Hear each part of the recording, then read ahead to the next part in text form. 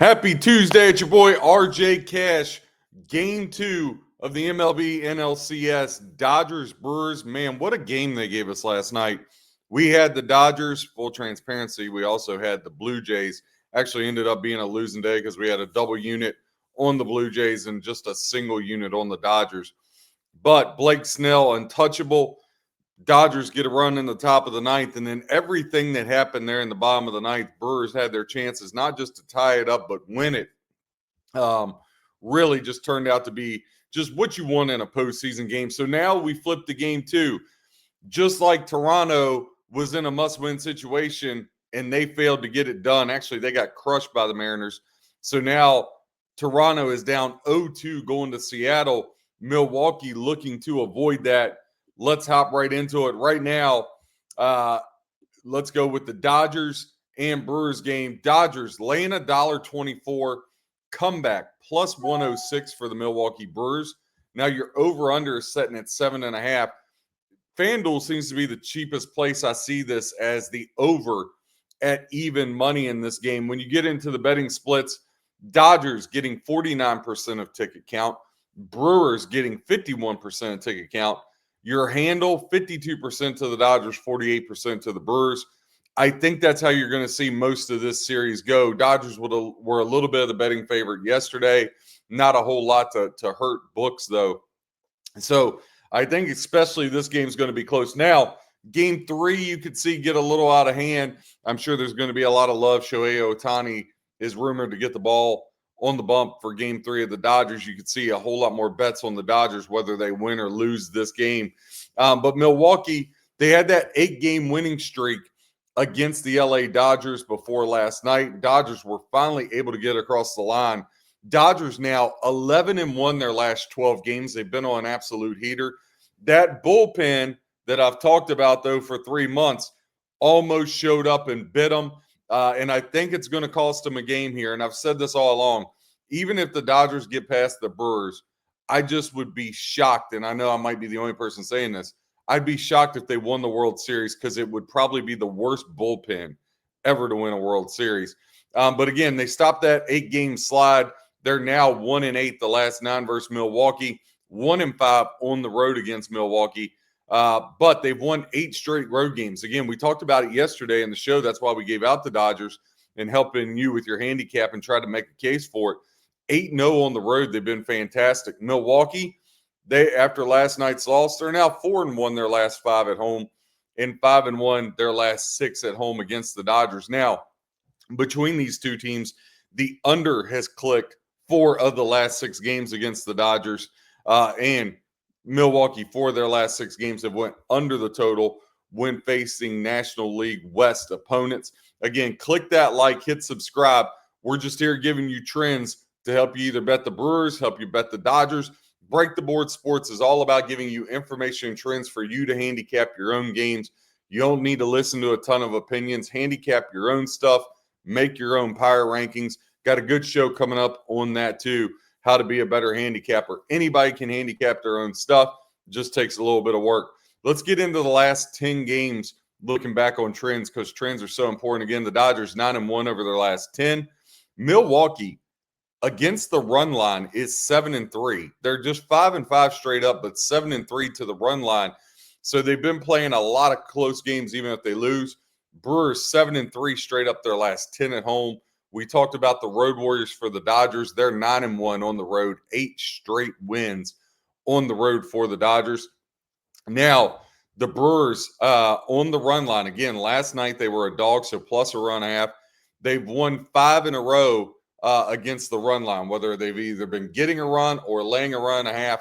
5 straight wins at home and 8-2 against that mark. Just an incredible stat when you really, truly think about it. Now, last 10 games as a dog, the Brewers are just 6-4. Dodgers, last 10 games as a favorite, 7-3. As a dog, ATS, Brewers 9-1 against the run line there as a dog. Straight up as a home underdog, Brewers, they lost last night, but straight up as a home dog, 7-3 over the last 10. Again, 8-2 on that run line. And 6 straight have cashed as a dog on the run line. So that plus run a half, again, that's not something you really want to bet straight, but you can look for other things to parlay it with if you like a guy for his hits prop or a home run prop or a pitching prop. The Brewers tonight plus 1.5 would have to be the way to go. I mean, that's where the trends are leading you to there. Now, last 10 games is a favorite. The under has cast 7 of the last 10, 7-2-1 on that for the LA Dodgers there. Yoshi Yamamoto will get the call for the Dodgers tonight, 3-2 with a 1.24. This guy's been absolutely fantastic, and this is the problem. You know, Snell, now you got Yamamoto, then you got Ohtani. You got 3 guys almost been unhittable. But July 7th, he did face the Brewers one time this year. He only lasted 2/3 of an inning, 4 hits, 5 runs, 3 of them earned there for Yamamoto. So not a good outing. But again, those last 5 starts, 3-2 with a 1.24 ERA. But his last start against the Phillies, he did only go 4 innings, 6 hits, 3 runs, only 2 strikeouts.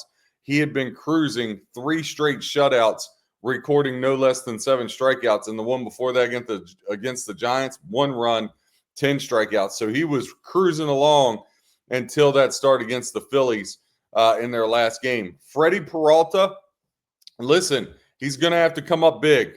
The whole Brewers franchise is relying on him. Peralta lifetime has 8 appearances against the Dodgers. He's 4-2 with a 3.29 ERA and 40 strikeouts for Freddie Peralta there.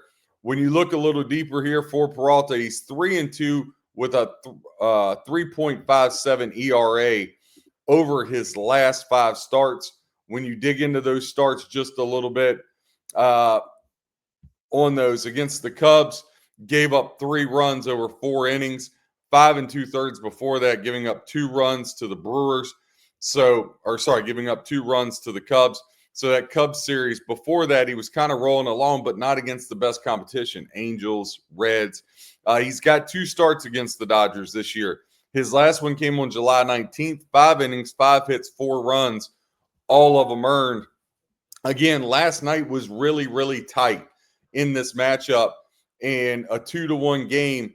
The fact you're getting even money with the over 7.5, and let's just start playing around with this again. We talked about run lines. So right now the Brewers plus a run and a half, minus $1.70. So you don't really want to lay that straight, right?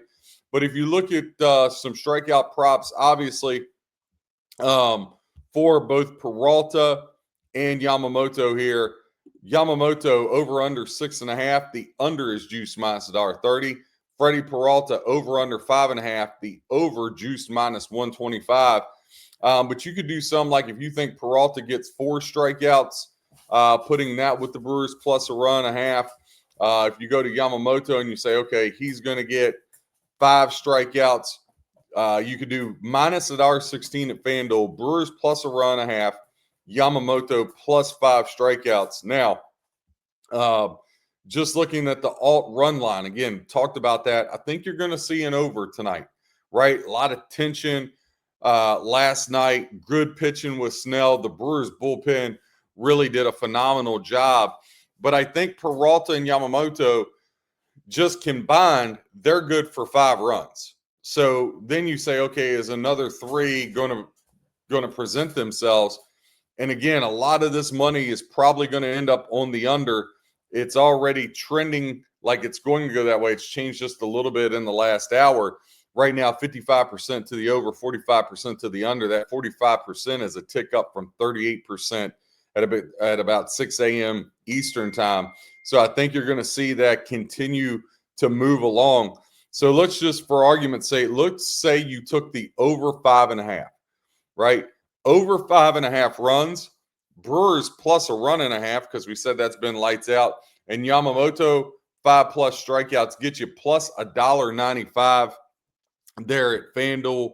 Definitely some you could do there. If you're looking for the first 5 innings, run line, Brewers plus a half a run, minus $1.38 there. First 5 innings, total runs over 3.5, minus $1.32, plus 102 on the under 3.5. Looking at team total runs, Brewers over under 3.5 runs. The over is plus 106 at FanDuel. You could also look at Brewers alternative runs. So let's say the Brewers over 2.5. And again, just playing around with this, let's take the strikeout prop over it. Let's say Brewers tonight. Let's go with the Brew Crew on this. Brewers plus a run and a half, the over 5.5 runs for the game, and the Brewers over 2.5 runs get you plus $1.30. That's going to be a play for us tonight. We'll put a single unit on that 3-team parlay.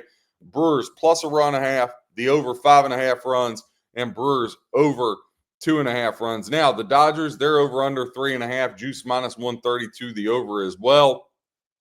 You could even throw the Dodgers in there over 2.5 runs, right? Because you need to get the over 5.5 anyway. That would put you at 206. But I just want to leave it where it's at with the Brewers. I want to go Brewers over 2.5, alter total over 5.5 for the game total, and the Brewers plus a run and a half minus $1.30. That's going to be where we land tonight for the game. That'll be our single unit play. Again, click that like, hit subscribe. Hope gave you enough information to help you become a better handicapper. Let's go out and win some money today. Check out our NHL show, our college football show today, and NFL betting angles. Going to hop in to that Rams-Jaguars game, a game I absolutely love, and a money line parlay that I just really, really like this week. I had the Raiders and Steelers at cash. Got one this week for you. Again, breaktheboardsports.com. Click that like, hit subscribe. God bless. Happy handicapping.